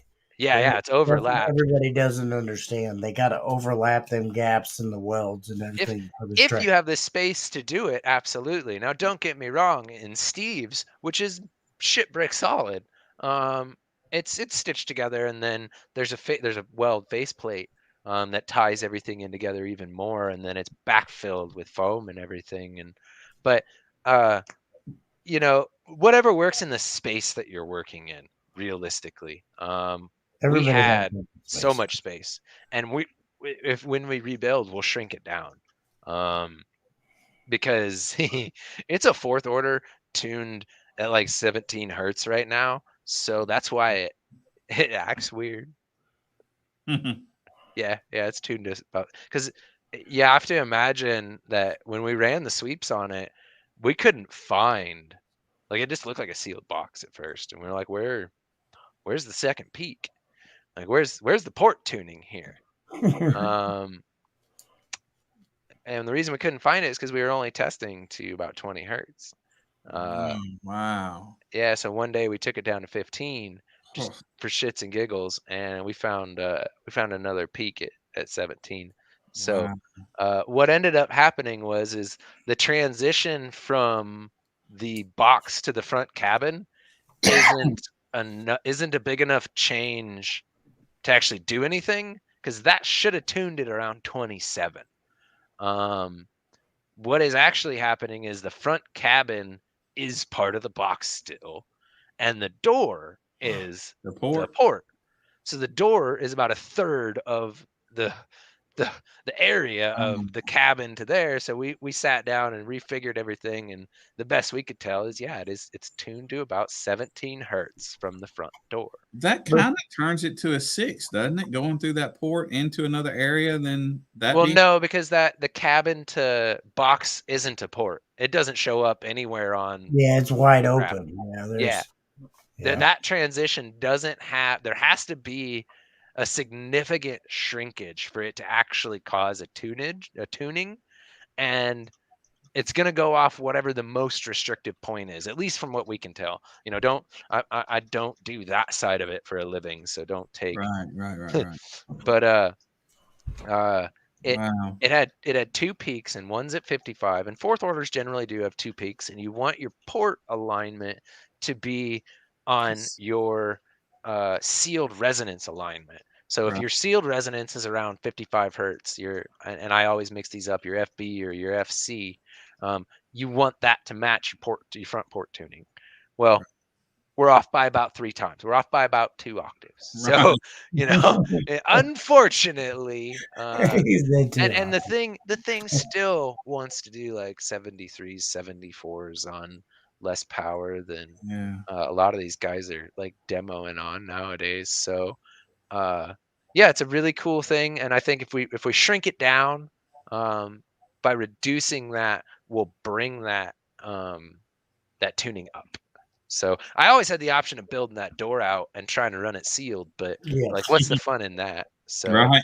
if we do, which I've had the idea of doing an extreme vert vehicle over the last year, and if we do it, we're only gonna run it in base wars because you guys don't change your rules. And if I make that kind of an investment to build a vehicle, um, Right. I'm gonna be lit up if y'all tell me I can't bring it the next year. Man, no doubt. If you spent a year building it and then said Yep. nope, yeah, that would not be You good. come out one Yep. show and you blow everybody. No, you can't have that next year because it's Yep. no fun. I Yep. mean, yeah, So, that's and not I, gonna I don't happen. I don't know when we're gonna do it. Like, it's still an idea in the back of my head. We kind of need to finish Steve's before we start any other Yeah, projects. boy, I can't wait for Steve's. I can't Yep. wait. I can't wait. Yep. I know you guys are waiting as well as everybody else, but man, I cannot wait. It's gonna be super cool. Like, that's been one of the coolest things that I've gotten to work on, and it's kind of even a step up from like where Bully Goat was. Bully Goat was different in a few ways, and my design goals were a little bit different than Steve's, but it's just a super cool build to be a part of. Yeah, I'm glad that Steve's doing it. So you and me both. yeah. You and me both for sure. Okay, I've well, got just a couple of questions. And Travis, you sidestep any of these you need to, okay? Hmm. These are about your batteries that you or the hybrids that Hmm. we had on earlier. Yeah, I'll pull that picture back up. First of all, what's a hybrid? What is that? For So those a hybrid capacitor is an energy storage device that physically, like the makeup of the the capacitor, and it's hard. You're gonna hear me stumble a lot saying that because I right, need to say it's a capacitor because it's a capacitor, but I'm so used to calling things batteries. But batteries. right, okay, so if we break this down, not only does it exhibit qualities of a battery and that of a capacitor, and we will have a blog and video and some multiple videos kind of covering this in weeks to come. But so it it gives you the kind of the best of both worlds and kind of the worst of both worlds at the same time, you know, where there's not a ton of power there. You're not going to put one of these in and start your car. It will start your car, but your alarm's going to drain it in about 2 hours. So Mm. think about that. Jimmy. Yeah. So it literally is a hybrid capacitor. One side of the capacitor on the inside of it resembles a battery. The other side on the inside of it resembles a capacitor. Um, so this takes qualities from an electric double layer capacitor and from a lithium ion battery and combines those two in a manufacturing way. So, He's new, Bobby. oh, oh, hi. so yeah, uh, it, it's literally a mixture of a capacitor and a lithium ion battery. So Okay. yeah, Well, and it's not like we have, you know, 4 cap cells in there and 4 battery cells in there. The cells themselves are hybrid capacitors. Uh, they don't fall under lithium ion battery specification because they aren't. They fall under an asymmetric capacitor standard. So these actually don't ship as a lithium battery, which makes dealers' lives a lot easier. right. Um, these just ship Not as a in the capacitor. second. You stick a class Yeah. 9 label on it, you're Yep. done. There is no more, you know, there, Hazardous. Right. yep, there's no big deal about it. So the biggest thing when shipping these, you don't want them to be fully charged because if it ever gets smashed or crushed or whatever, they don't want it to be fully charged because if it's dead, it's not going to Right. cause that big of an issue. If it's fully Right. charged, it's going to be throwing sparks, it's going to be doing this and that. So that's the biggest thing when it comes to shipping a capacitor bank. Traditional capacitor banks, symmetrical capacitor banks, they want them to discharge you to 0 volts, but that's not possible with these. That's one of the downsides of a hybrid capacitor over a capacitor. You can't fully discharge this or you'll damage it. It does have a bottom voltage of about 8.8 volts. We call it 9, but it's 8.8 volts. Um, so that's one of the negatives compared to a traditional capacitor, but pretty normal for a battery. Everybody's used to having a bottom voltage where if they know they exceed that, there's a Yeah. chance you killed it.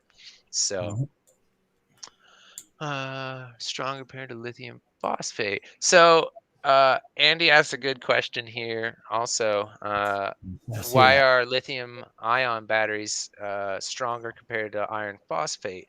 So lithium ion and iron phosphate are actually the same thing. Um, when we're talking about lithium ion batteries, we're just talking about a battery that uses lithium ions to transfer its energy back and forth. LiPo batteries are the same, but how they are constructed is a little differently. Um, LFP batteries, they still operate with lithium ions. So what he's talking about is why are oxide batteries different from phosphate batteries? So when we're talking about oxide batteries, we're talking about CMAX. We're talking about what's in your phone. We're talking about what's in most EVs. Up until recently, EVs have been switching to LFP batteries because LFP batteries don't have nickel in them and they don't have cobalt in them. And those are the two most expensive components I of know. I'm a sorry. lithium battery. So, uh, so with that, we have lithium batteries that rival CMAX batteries. Actually, I have a little 7 amp hour battery that I can pull 150 amps out of, and I don't know if you've seen this one, Jimmy, but Which one's it'll that one? hold. It's the little 7 amp hour pouches that we have. We talked about it, but I never actually got to see them. So these are about the size of your cell phone, and you can pull more out of that pack and maintain 12.5 than you can pull out of like a Group 31. Dang. Yep.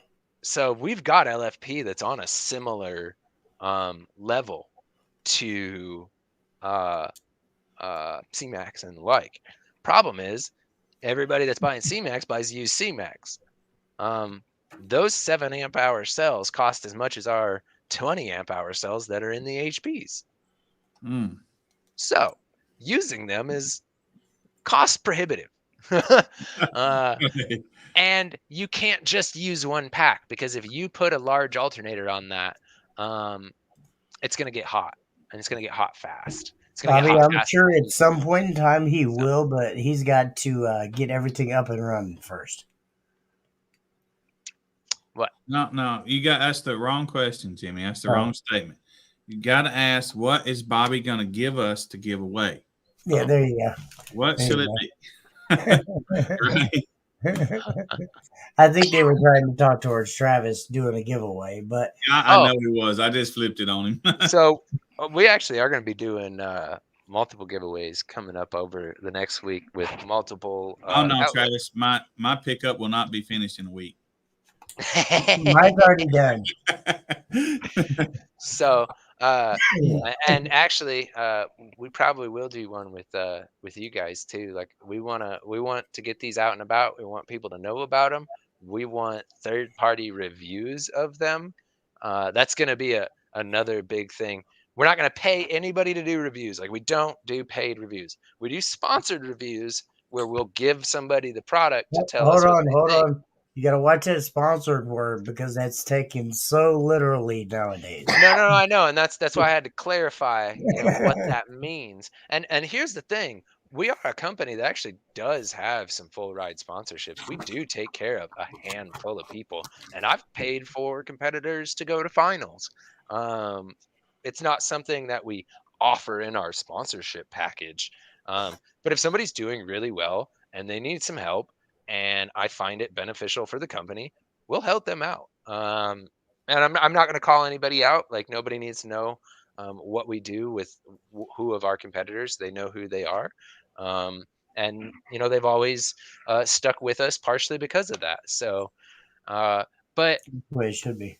yeah, and we don't expect blind loyalty out of anybody. Like when Carlos needed new batteries for the van, he was like, "Do you guys have anything for me? I want, I want JY batteries in here."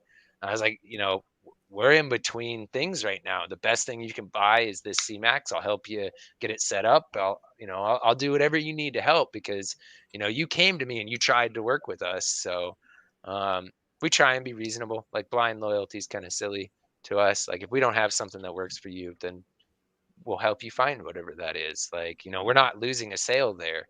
So yeah. Right. but yeah, this is kind of the new product. It is going to be a little different for people, but we do have a lot of continued education coming up. We'll do some continued education with you guys. Once I have kind of a built plan for that, we'll probably come on and do another thing with you guys for it. We'll do You're some always welcome. giveaways, and Always. yeah, we're excited for this, and we think everybody else will be too. So Yeah. 100%. 100%. And sounds amazing. cool. We're getting at that time of the night where I like to say, if anybody has any good questions or anything that you'd like to ask Travis or JY Power, please, feel free to ask. If not, Travis's JY Power is always open for questions. It might take them a while to get back with you, but he will answer all your questions in a couple months, I promise you. Yep, it might take me a couple months, but get off my ass, Barbara. Right. There's been at least a 6-month period where Jimmy had to wait for an answer, I think. I told him happy birthday, and it took him 4 months to look at his happy birthday. Mm-hmm. I mean, seriously. And me and Travis have been friends for a long time, ever since he's lived down here. I wasn't even mad at him. I finally got to the point where I was like, dude, what the F? Why are you ignoring me? You can ask Steve. I go days without talking to Steve. I might even go a week without talking to Steve. And it's either something's going on in life, or I'm buried in something, or my brain's just in a weird spot. Now, as far as like customers go, if you message our page, I'm usually pretty good at getting back. Then yeah, within 24 hours, I try and get somebody. And if it's an emergency, I try and keep my eye out for emergencies at all times, because the worst thing in the idea is that a customer's having a problem with a battery, needs help then and there, and nobody's available. So, and the number that floats around is my personal number, and you don't answer it either. Don't let him lie. Sometimes Don't you don't see. Here's the thing: you don't own a battery, so you can't be having an issue with one of the batteries. So you can't be having an emergency. So I don't Right. have to pick I'm up when just Jimmy Jimmy. calls. I'm just Jimmy. Jimmy. Oh, he'll be all right. I'll talk to him in 4 months. It's better off. You're better just sending up front. No JY batteries for the front, and I don't plan on No, developing anything. I'm absolutely. against putting batteries under the hood. I have a write up on the page on our JY or JYpower.com, JYPWR.com. And go to our blog section. I touch on our wiring guide on why I don't like batteries underneath the hood. Heat is bad. So we got one here. Uh, what's the best option for a test bench battery? I have a 100 amp power supply. Realistically, kind of size to anywhere from 10 to 20% above what your maximum load's going to be if you can afford it. Um, the biggest thing that you could realistically afford. What I have always preferred to use on bench testing uh, like amplifiers and stuff is capacitors. Just traditional EDLC 3000 farad capacitors. Um, it allows me, and I'm a little spoiled here. I've never used small amounts of electrical. When we set up, and I don't know how many people know this, but I used to work at Twisted, and I was actually the person who set up the entire QC process and QC'd the first batch of amplifiers using the dyno, and I'm the one that came up with doing the certificates and all that. Mhm. So we had a bank of 20 uh, Maxwells. So we had 20 banks of caps in there. Uh, and we had a similar setup where we had a 100 amp power supply and we just adjusted the voltage and we knew what amplifier had what kind of drop.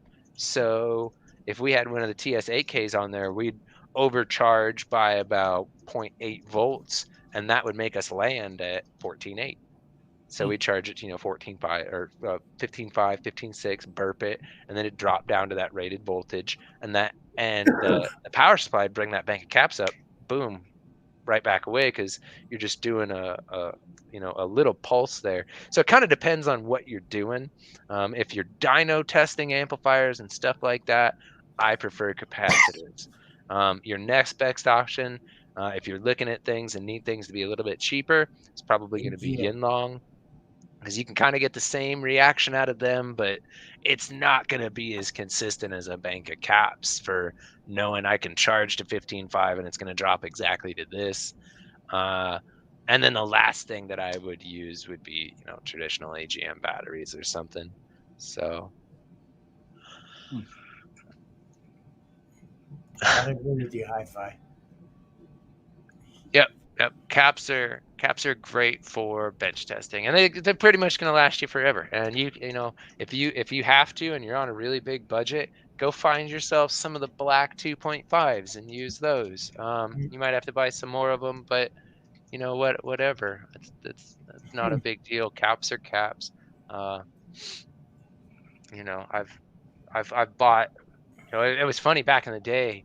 Uh, I knew the Cap King, and the caps that we all have and have in circulation from yesteryear were thrown away. Like they would go pick up barrels of basically thrown away capacitors because they were 10% off of the initial value, and then they'd come into audio, get sold for 10, 20 bucks a cap, and people use them for another 10, 15 years. They were used. Yeah, and Again, they were used. So Chris made a good money doing that, and that was a good hustle for him and an honest hustle. I didn't find any problem with what he was doing because he had to sort through all of them still. So it wasn't like he just didn't have to put in any effort. He had to drive out to get them across the country, and then he had to find them in the first place because finding buses that are getting rid of old capacitor banks to recycle isn't the easiest or most straightforward Right. thing. So, and after a while, the bigger companies found out about it and they turned around and they started buying them and that's why you started to see less CMAX pop up too. Um, Battery recycling is starting to become its own industry. So the idea that there's going to be B stock cells for cheap in the future is going to become less and less. They're just going to become different variants that are pitched into different markets. So 100%. Hmm. 100%.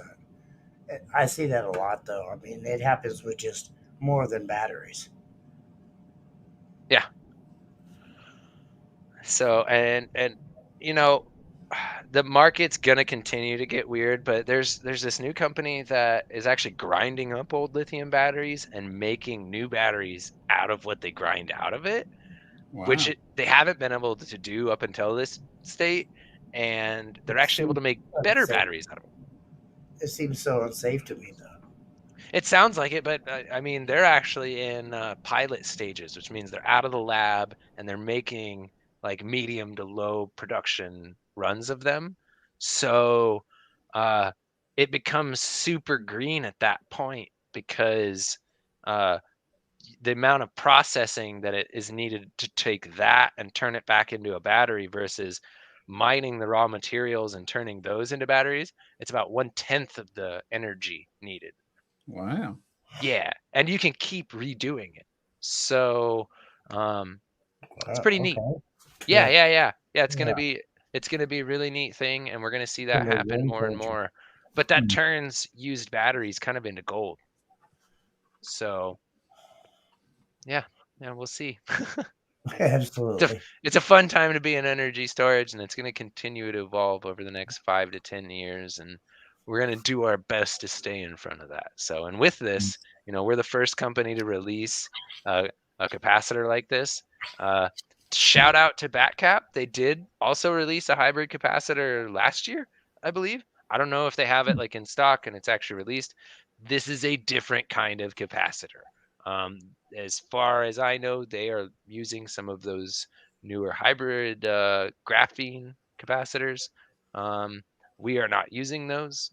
We decided not to use those for XYZ reasons. We are using a more traditional cell that we've been using for years that doesn't use graphene. So very technical things, but technically we're the first for this. Absolutely.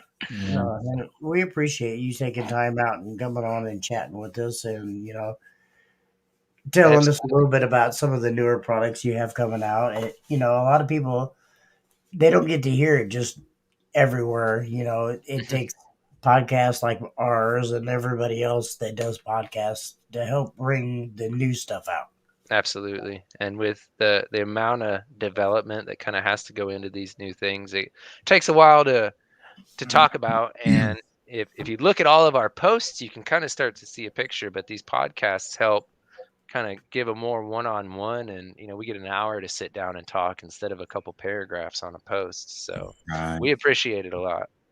100%. And I've always been a fan of your company and always will. You know, I've been JY is amazing. Just truthfully, you and Yui have did amazing things all the way back from, I want to say, 2015 when I first met you guys down here at Loud and Clear. Yep.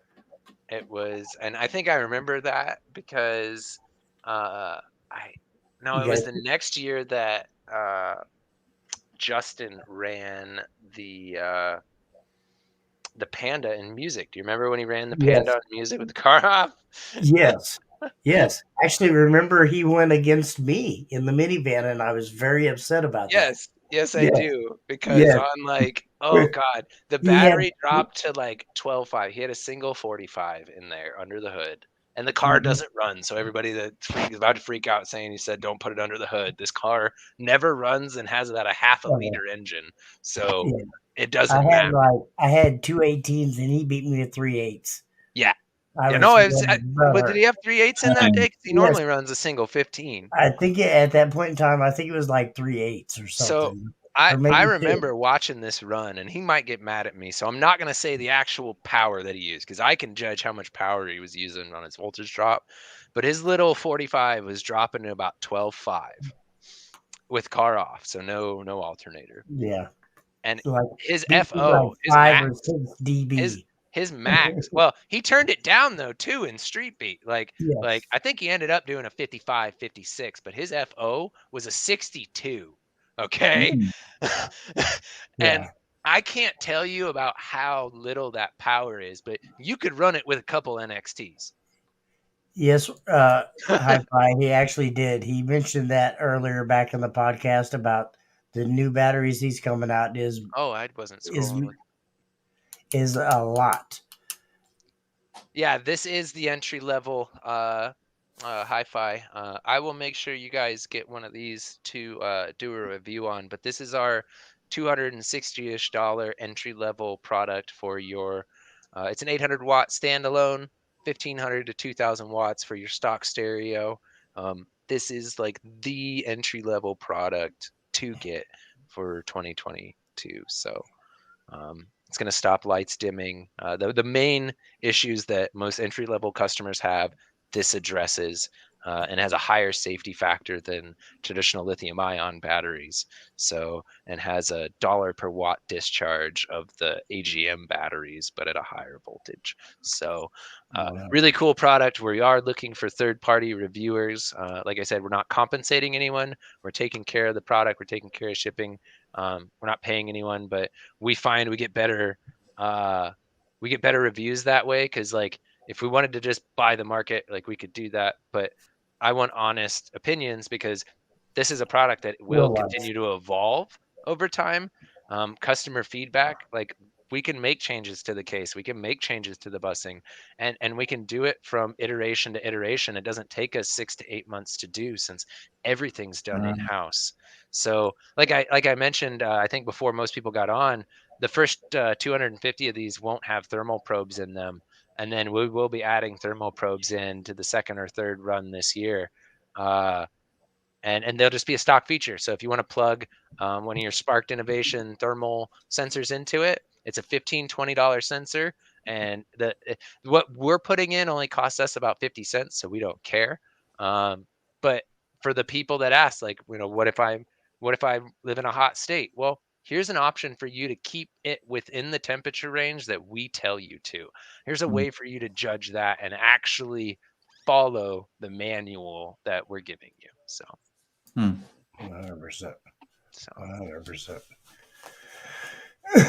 Okay, well, I think we've reached that time in the night where, I want to say definitely thank you, Travis, for taking time out of your busy night and your schedule to come on with us. absolutely. And if we didn't get to answer anybody's question, always feel free to reach out to JY Power.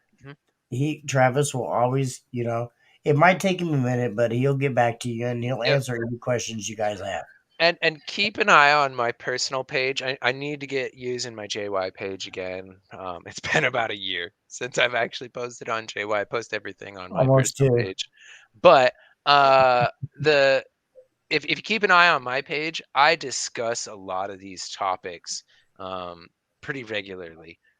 So and ask your question in one of the normal groups too. I'm pretty regular in a lot of the electrical groups, not to push our products, but just to try and get people a better experience. Because you wouldn't guess how many people in the last 15 years I've seen quit car audio because they can't figure out how to wire things up, and that's frustrating. So Boy, I laugh at some of them comments, but still, Yeah. it's amazing. But seriously, I do appreciate it, Travis. absolutely, guys. So we And appreciate you, and I look forward to making it out some more shows this year. So when's Yeah. your guys' next big one that I should be looking at? 712 boom. When is Okay. that one, Jimmy? That is, man, you're gonna put me on the spot. What part of the year? I want to say that's in 712 is in July, I believe. Okay. Okay. So we don't Nice. know that. Let's see. When is Sundown? Potentially Slamology. Let's Slams in see. June most of the Lambs time, if in I remember. June, always. Seems like there's something in March. Sundown is March. I want to say March is the maybe that's the man. We don't know, Travis. We Okay, we We we're we'll got new get to some together. the days shows. floating We'll around. Yeah. we'll we'll get together on it. But Yeah. yeah, I want to come out to another one of your guys' big shows, and then I'm sure we're doing another one for SEMA this year. Yeah. So Yeah. I'd like to, have you guys out, and that's not my call. That's all Steve, but Yeah, I'm I pretty think sure. everything went well last year. I think they'd be okay Yeah, to have us back. absolutely. So, As yeah. a matter of fact, that's the video playing in the background. Yeah, Hmm. that's Greg standing there behind you right now. Yep. Yeah. Greg Yep. Corbin. So no, that show went really well, and a lot of the locals liked it too. I don't know if you guys have found your local judge yet or not, but No, I'm No, still no, looking. Travis, we're yeah. still looking, Travis. Don't talk to me. Yeah, you want your people to call and me not to show up to the show? Why you keep talking to me like you want me to do it?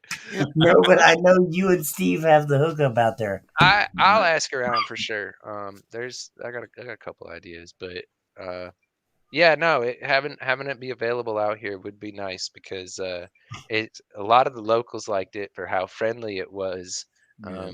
And you guys probably, I don't know if you've seen it, but all the new rules were released over the last month from most of the orgs, and it's been drama back and forth. And hey, I give it I all, have. I give my hat off to the organizations for responding pretty well to the negativity about the rule changes, how weird some of them were, but It started whatever. here and went here. Yeah, so Yeah. things got better, and that was cool. But you guys keep it simple, and keeping it simple keeps it Right. more enjoyable. Yeah. Well, I've said it for almost 3 years now, and I'm gonna say it again. Base Wars brings the fun back to the lanes. Yeah, and I mean, it doesn't have to be as serious. It's You know, laid back.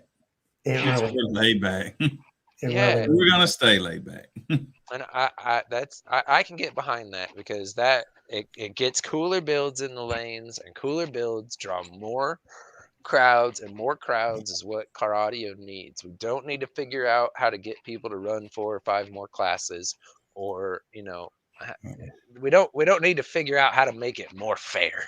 Like I don't know. Like racing, if we look at any other automotive sport, racing is a money sport. You got to spend money to win. This is Yes. an automotive sport. If you want to win, you're gonna have to spend money to win. Yeah.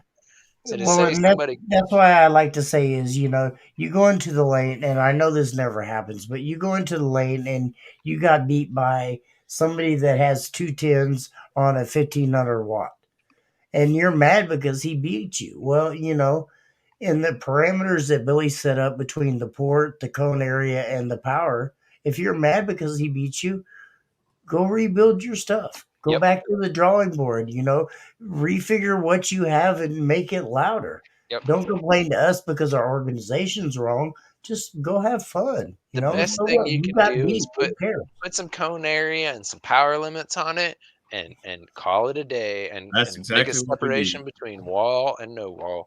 Yeah. That's Uh, Yeah. actually probably tomorrow. I'll put. Well, it'll be probably Wednesday. I put out a graphic. We're actually going to make a C pillar wall Yes. class. Yes. cool.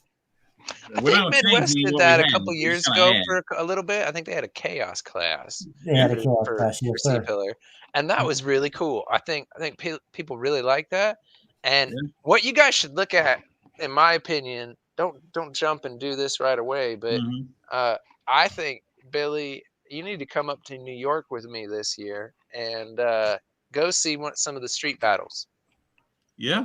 Street battles are some of the coolest shows that I I've do that ever been to with and ever Dan down seen. here in St. Louis. And that Hmm. should be the base wars sound quality. Instead of some Okay. judge sitting in your car and you're listening to Celine Dion and Right. commenting about the imaging. And don't get me wrong, I get down with sound quality systems, Yeah. but it's hard to market with. It's hard to push. It's hard for it to be Right. exciting. Right. So street battles are or SQ on steroids, head to head. Oh yeah. So it's 3 judges that are usually picked at the beginning of the show, and because they tried doing crowd participation, and that turned into who could bring the biggest crowd with them, and Right. you don't want that, but you want Right. people bringing their friends and stuff like that. That So reminds me of our demo dominator class because we already do that. We pick 3 random judges out just out of the field, and we make them judge the demo dominator. And I and I know Billy does as well. We try to find just random people that's not necessarily been in car audio their whole life, or it's not their husband's build or something else like that. They're just there to have a good time. Hmm. Let me see if I can pull up. But they do head to head, and one person will play 45 seconds to a minute of a song, and it's about how loud, clear, unclipped. Like you can hear the like Oh, I if bet. you Yeah, you could hear hear that. clipping, then so and then it's based off just cone area, but they include your vocals down to your 4-inch horns. Wow. Okay. So you have That's to Okay. cool. balance your mids and high cone area to Yeah. be able to have a balanced sound. Yeah. So that's what Bully Goat was built off of. That's why I didn't have, 615s on boatloads of power. Like, don't get me Mm. wrong, I had 15K on tap for the bass side, but for me, that's pretty small. I also had 9,000 watts on tap for the mids and highs. So, and the Bully Goat's my favorite build that I've ever had, and I didn't want to sell it. The only reason I sold it was to make sure that we were okay through COVID. And Yeah. the current owner now, it's one of his favorite builds that he's ever owned. So I haven't these seen it since. Dylan owns it over on the East Coast, and I'm gonna slaughter his last name if I try and say it. Mm. But Dylan owns it, and he's been working on it and slowly kind of updating it and fixing things on it because it was sold as a work in progress. But Mhm. I posted that up for 25,000, and it was sold with that day, for Yeah. asking price. So, uh, Mm. but that's what it was built for, and that is my favorite build. And I've had so many builds throughout the years, including the cube. And the cube's up there, don't get me wrong, but we would we would pop open the doors of the Jeep at the shop and just jam out during the workday, or Yeah. we would take it out into the mountains and have That's fun some just fun. listening to music. Yeah. And when we were at a show, people come by and they'd be like, "Oh my, this is one of the coolest builds we've ever seen." We completely transformed a Jeep to just be a full stereo. It wasn't even A a vehicle four-door anymore. Jeep. Yeah, we turned a four-door Jeep Four-door. into a two-door Jeep with a huge window for the audio system Right? that's in a functional sixth order. Um, so, and it wasn't even just a sixth order; it was a quarter wavelength. The top chamber was tuned off quarter wavelength theory. Mm. So, like, Right. it was this super cool thing that the goal of it was to sound as good as possible while getting our volume up as high as possible. But there's that balance that you're trying to Yeah. strike, and you want to look cool doing it too. You Right. want to have cool things. Like, so when we were all growing up, everybody wanted to do like we all growing up watching, not all of us, but West Coast Customs and stuff like that. We saw people doing cool stuff to cars, and we picked up the audio side, but we never picked up the cool stuff side. And like, you owned a truck that was like that back in the day. It had the paint, it had the rims, it was lowered, it had the Mm. sound system. But then we that all kind of got lost, and it just became the sound system. Um, and we're trying, like, Street Battles kind of brings that back. Everybody that I know that has Yeah. these, they're done up builds. They look nice. I'm trying to pull up a thing right now. So none of these Sorry, I are had to battle. answer my phone. I'm gonna have to pull up Al's. So this is one of the guys we sponsor. I'm trying to get a good photo. All right. Al Jazeera. No, Al Lapina. His real name is Lamont, but Oh, baby. so uh, this has, I think it's 815 Rockfords in there at the time. He's been redoing this specific build, but there's a 32-inch iMac built into the dash of this, and this still does Dang. 60. Yeah, I like, found some YouTube videos. I'll check them out. yeah. And this has been at the JY booth at Slam for the last couple years. Oh, We didn't do a booth this last year, but we usually have these guys there, and they do their street battle. I had that build was on one of my tag plates for a long time. Was it cool? Yep, Yeah, sure was. this is Monster from up in New York. So, and this is one of a couple builds that he has. He also has a pretty sick charger that he runs in also. Hmm. This is an That side old window, version. did it come out and there were speakers behind that as well? Yes. Yes, Yeah, there are speakers yeah. behind I that. definitely had that on one of my tag plates for at least 2 years. Might still be on there. This guy. Yep. That Yep. back window there removes, I guess. Yeah, yeah. And actually that's just speaker cloth. So it's Yeah, not okay. even a window at this point. It's just it's wrapped to look like a window. And Yeah, I saw it at Slam a yep. couple years, 2-3 years ago. Now, and this is the biggest version of it. Don't get me wrong. This is their extreme class version. But there's guys running with like 500 square inches of total cone area, and you're talking 212s and some door speakers, and they're screaming, and it sounds awesome. So you don't have to have this 40, 50, 60, 70, 80, $100,000 build. There are parts of it that, and you can section it up so that your normal people can do it. But the crazy thing with this is a lot of these vehicles are shop built. Yeah, Shops that's build cool. these, and shops tune these, and shops get paid to tune these. Shops get paid $120 to $150 an hour to tune these. Wow. So as far as a dealer standpoint goes, you want these to be popular in your area because not everybody's going to buy them from you. Absolutely. But if you get 2 or 3 of these installs a year, that's healthy. That's bread and butter. So we, as an industry, we want to promote finished products like these, so that we're promoting our own well-being, basically. So yeah, adds value. yeah. That sounds like a thing. Absolutely. So yeah, we went on a little tangent there, but yeah. I like your guys' organization. It's cool. We Right. appreciate you, Travis, for sure. Yeah, for sure, Cool. man. Okay. All right, and guys. at that point, I want to say thank you guys for watching us tonight. And like I said earlier, if you guys have any questions, please reach out to JY Power. He'll get back to you. It might take him a minute, but he will. He'll get back to you. And other than that, I'd like to say thank you from Jimmy and Billy, Base Wars, and Travis.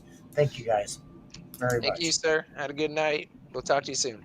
All right. See you guys. Thanks again, Travis. Yeah. Bye.